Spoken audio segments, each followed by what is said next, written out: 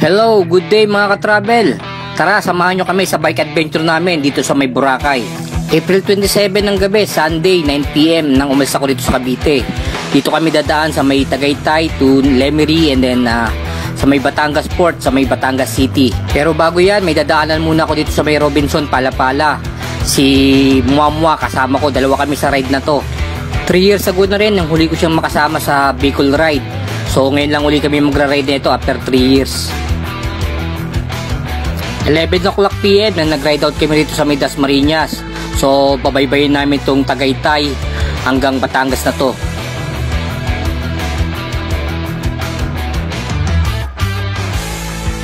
Pagdating dito sa may Tagaytay, sa may 7-Eleven, bagay nagpahinga muna kami para bumili ng aming mga kailangan tulad ng tubig tsaka pagkain. Fast forward tayo, 5:30 in the morning, nandito na kami sa may Batangas City. Approaching na kami sa may Batangas Port. So almost 10 hours din ang aming padyak mula dito sa Cavite. Tuloy-tuloy yan guys, hanggang sa makarating kami sa may Batangas Port. Finally, nakarating na rin dito sa may pier ng Batangas. So bumili na ako ng ticket to Caticlan. 1,800 yung binayaran ko, si Muamua 1,300 lang kasi senior siya. At dahil wala pa kami mga tulog dahil buong gabi, pumadyak kami ng almost 10 hours. So pagdating dito sa barko guys, nagtutulog lang kami ni Muamua.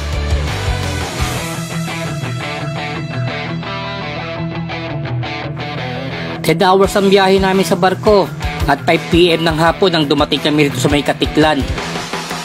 At ayan ang mga bisikleta namin, loaded talaga ng mga gamit yan. At paglabas namin ng pier ng Caticlan, naghanap muna kami rito ng makakainan kasi alam namin mahal ang bilihin sa loob ng isla.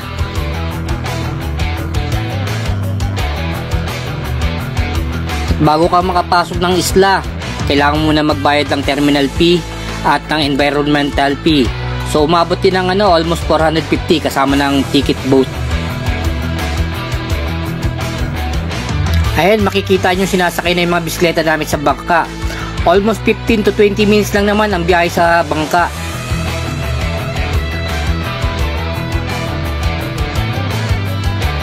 Dito nga, inabot na kami ng dilim bago makarating ng isla. At hinanap na rin namin yung tutuluyan namin sa bahay ng pinsan ko.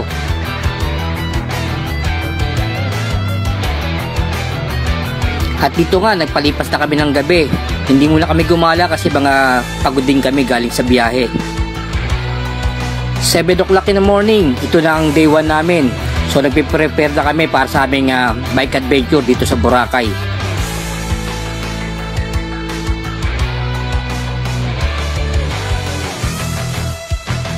Pangatlong beses ko na pala bumalik dito sa Boracay. So nagulat ako, yung mga kalsada rito sementado na.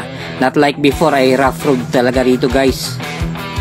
So dito nag-take muna kami ng breakfast bago namin libutin tong isla ng Boracay.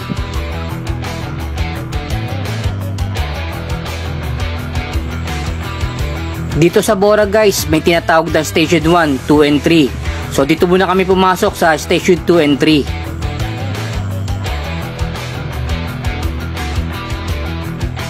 So let's go, tignan natin yung ganda ng place ng beach dito guys.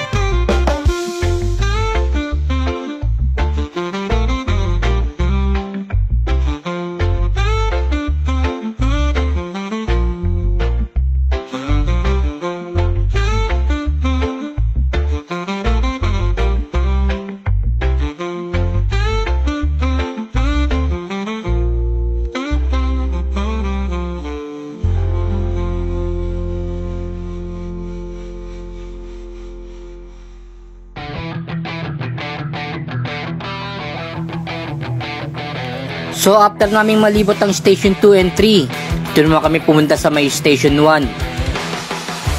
So dito sa Station 1, 2 and 3, magkakatabi lang sila. Depende na lang yan kung saan mo mas gusto o mas feel mo tambayan.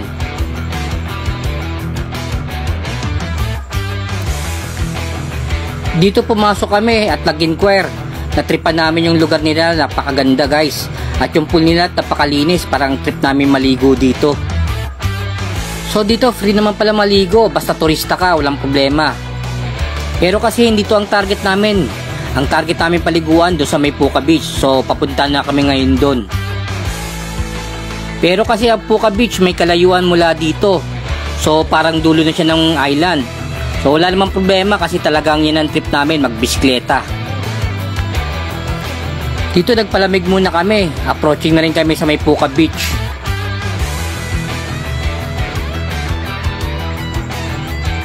So finally, after 1 hour ng pagbibisikleta, narating na rin namin itong Puka Beach.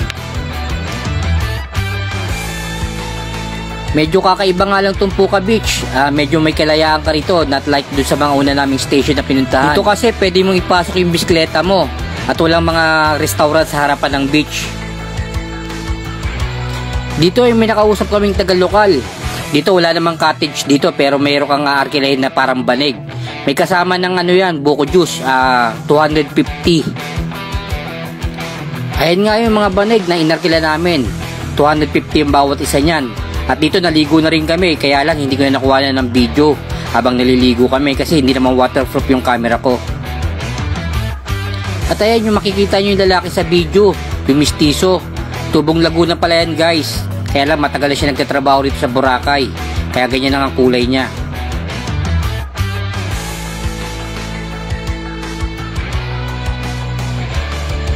So after ko maligo, dito nagdakad-lakad muna ako para makita ko rin yung buong paligid.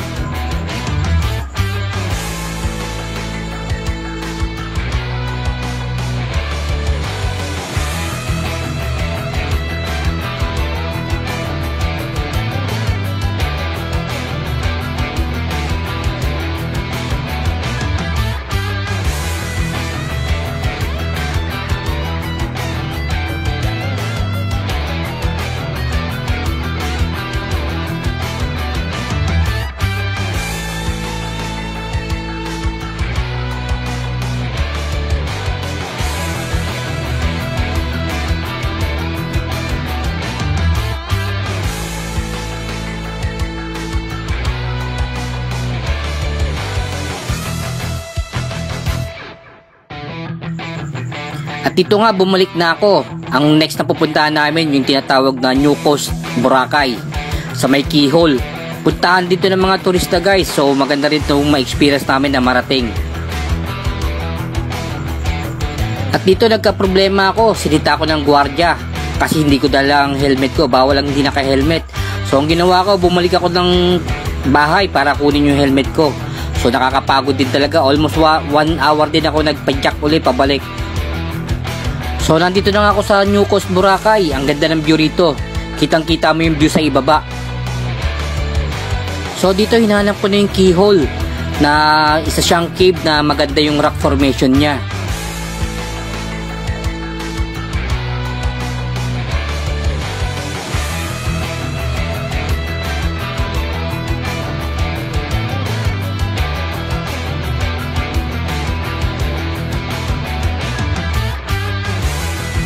Dito yung mga nakasabay ko rito, mga turista rin, mga galing sa iba't ibang lugar. So dito, hindi kami nakapasok sa pinakaloob ng cave kasi pinagbawal ng mga taga-lokal. Kasi delikado raw, may mga bumabagsak ng bato.